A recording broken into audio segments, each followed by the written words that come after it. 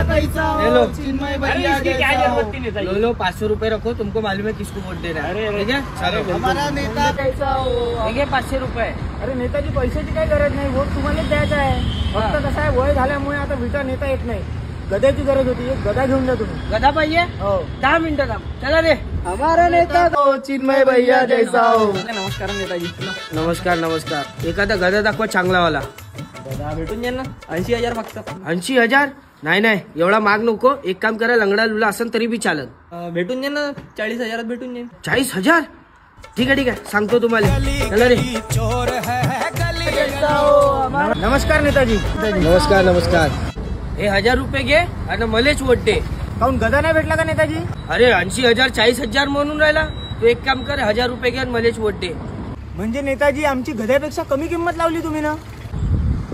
नाही ना, असं थोडी म्हणता।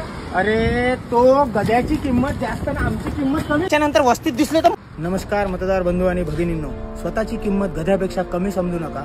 थोड्याशा पैशासाठी आणि दारूसाठी आपलं मत व स्वाभिमान विकू नका आणि असाच उमेदवार निवडा जो तुमच्या लोकसभा क्षेत्राच्या समस्या लोकसभेत मांडू शकेल आणि सोडवू शकेल।